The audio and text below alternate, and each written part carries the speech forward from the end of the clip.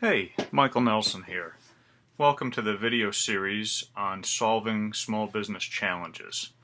We're going to do 5 videos in this series, and what I'll do initially is walk you through the different areas that I'm going to talk about in each video. Our first video today will get into differentiating your identity, and then next we'll cover a business model, how you create one, what's important about it, the key elements, strategic plans, not just in the sense of having a plan, but how you create it, what the process is, and what should be in it, and what the outcome should be. And then we'll get into marketing plans. How do you take everything that you've come up with in your business model, your goals, your strategic plans, and create a marketing plan and sales processes that will enable you to reach those goals. And then lastly, an area that's often neglected is measuring success.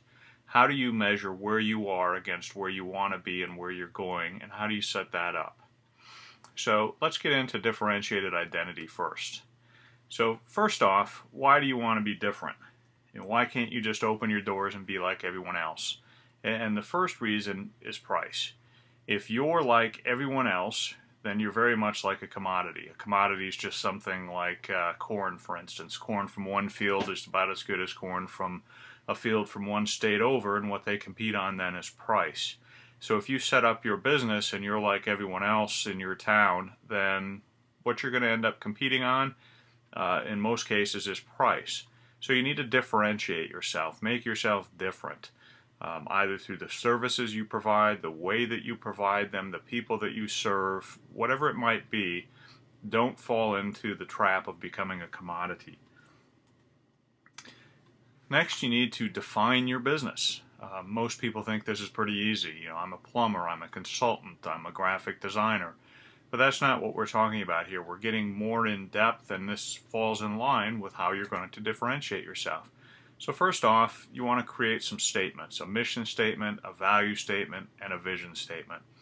These are really almost cliched. They're used so much and pushed on everyone so much. So here I want to talk very simply and specifically about what we can use them for and how they become valuable for you. So what's your mission?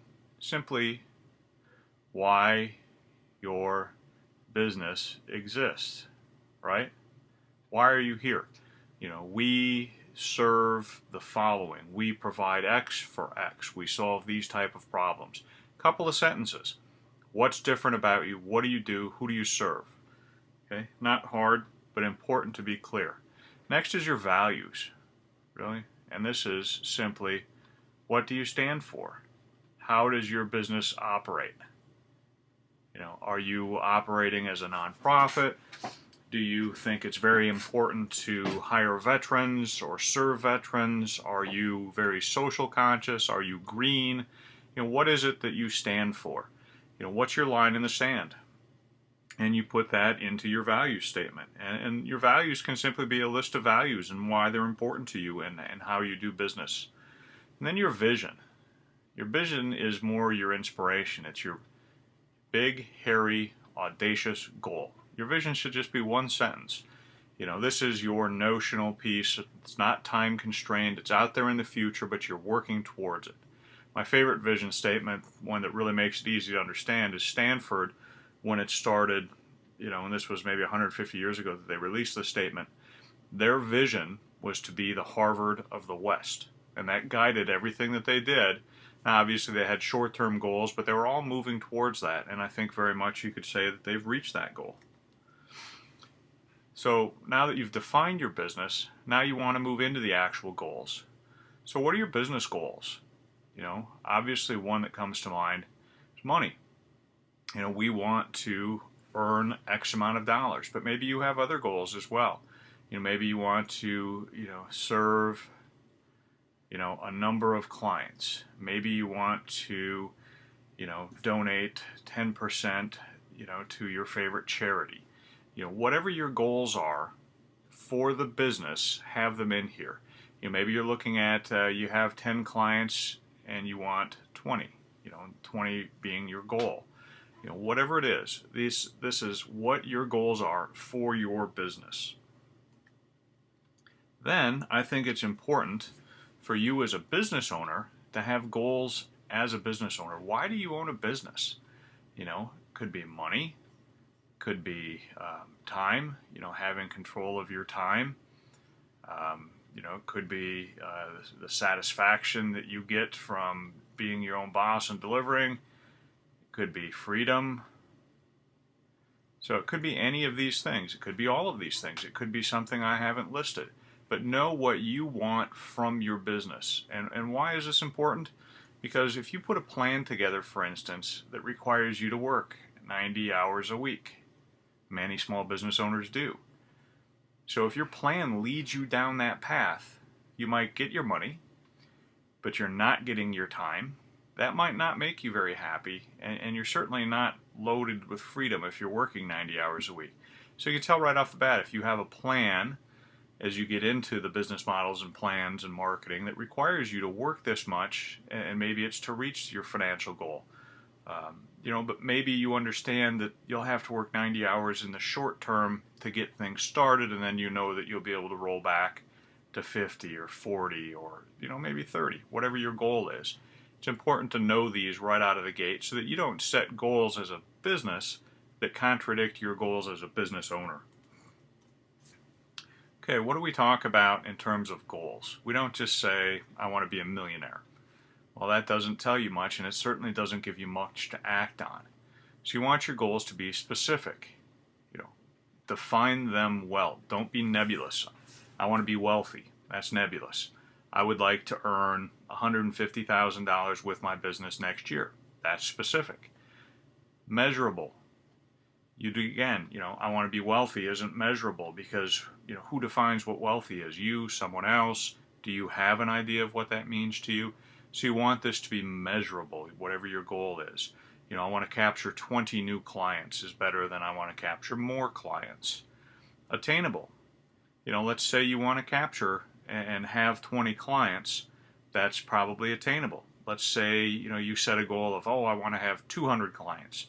And you're a solopreneur, let's say, and each client takes a good chunk of your time. Well, 200 isn't realistic. It's not attainable. It's not something that's going to motivate you and that you'll be able to plan towards. Make sure that your goals are attainable. They should be relevant. Painting a city park pink might be a noble goal, but is it relevant to your business? Goofy example, but you'll understand what I'm saying. Your goals, whatever they are, should be relevant to your business, and your business should be able to achieve them. They shouldn't be things that are sort of pie in the sky, outer space, unrelated, so that you can't plan towards them and so that your business maybe isn't able to reach them. And then it's important that you have time-bound constraints on your goals. Let's say that you want to capture 20 customers by, 6 months from now, and, the reason is X, because it's going to tie back into your fiscal goals or whatever. Now you can measure your progress and you can understand how you're doing against it instead of just saying I'm not there yet, but never having a bound time constraint that tells you when you know that you've succeeded or failed based on what your plans were. And then you know when you can adjust. The next piece I put in here with the goals is I call it the back of the napkin business model. Let's say well, first of all, what am I talking about here? Before we get into a business model, which comes up in the next video, which is more robust. It defines your business in 9 different characteristics, and you can go into great detail on each one. You come up with hypotheses, assumptions, etc. Takes a bit of time. It's involved. It's not really all time consuming, but what we want to do here, and this is why this next piece is in here, is we want to make our mistakes early. With as less input and resources spent, or the least amount possible, as early as possible, so that we can correct and make sure that we're taking the right actions. So now is a great time to do your napkin business model. Let's say, your goal that we have come up with is $100K in profit this year. Well, now it's a great time to do sort of the back of the napkin business model. What if each of your clients is worth $4K to you in terms of profit? Not revenue, and this is assuming all the costs and revenue things, and you can work those out in this as well, very simply. But let's just say each client is worth $4K. Well, now I need 25 clients to meet my goal of $100K. Well, how long does it take you to serve each client? What does that take? Is it 20 hours? Okay, that's great. Now that we know that you need 500 hours to deliver to 25 clients to make your 100K. So that's great, because you consider that the average work year has approximately 200 hours in it if you're working 40-hour weeks and taking vacation. Somewhere in there, it's close. So now you look at that and you say, well, yeah, that's definitely doable. Well, now you have other things in there, like how long does it take to sell? Maybe each sale requires 10 hours in total of all the different things you do. So what's that? That's another 250 hours. And then you have your business activities. You have your planning, you have running payroll, billing, going to the bank, everything that you do for your business. Maybe you spend 10 hours a week on that, and that's 500 hours in the course of a year.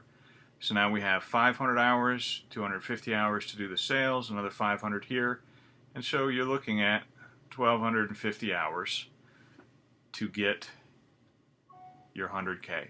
Very doable. Now you need to do some further analysis and say, can I get 25 clients?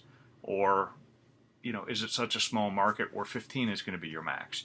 But you see where we're getting at. Very simple calculations here, from top to bottom, really easy. You can do it in 5 minutes, and you can run variations on this. Well, what if I could do this? You can establish your maximum. So maybe if this is 1,250, if you double that, what do we have then? 2,500? Yeah, so that's maybe 50 hours a week. Yeah, maybe that falls within the range of what you're willing to do. So maybe you look at 50 clients over the course of a year, and you want to spread them out. So now 1 client a week, 1 client every other week, depending on how much you want to make, how much you want to invest in your business, and what else you might have going on in your life. So it's a quick way to look at your business and understand if it's viable. And the other thing is, you can do, this works well if you, let's say you have multiple products, 1, 2, 3, 4 offerings. And, you can look at what's their contribution for each in terms of money. That's my clock, and you can look all at each of these and figure out the bottom line, what is the amount here, and what's the composition. How many of each of these are you going to try for? Are they individual sales? Can you upsell a client? Can you resell a client? Can you have repeat customers? You can take this a little bit deeper, and you can look at composition across different service offerings or products and come up with a model that tells you whether or not what you're thinking about is feasible before you dive into the details of figuring out how to make it work. So, that said, I'm going to wrap this video. And we talked about today differentiating yourself, making sure that you're not competing just on price, knowing who you are, what you stand for, and where you're going, having goals not only as a business, but for you as the business owner, and what those goals need to look like, and then coming up with a real quick way to say, my model that's in my mind is actually viable, or as I'm doing it now, fits into my next plan and scheme. And then we talked about make your mistakes early. They say when you're making a journey of 1,000 miles, your first couple steps are easy to correct if you're going in the wrong direction. If you're 100 miles down the road and you've gone in the wrong direction, now it takes you a while to backtrack. So make your corrections early on your way to your goal. So you really want to look like this. You're bobbling around and you slowly zoom in. You don't want to look like, you're kind of on your way and you're making mistakes and you're wildly correcting, and it takes you forever to get there if you get there. So make your mistakes early so that you can correct from them. And with that, I wish you the best business success. Cheers. We'll see you on the next video. This is Michael Nelson saying goodbye.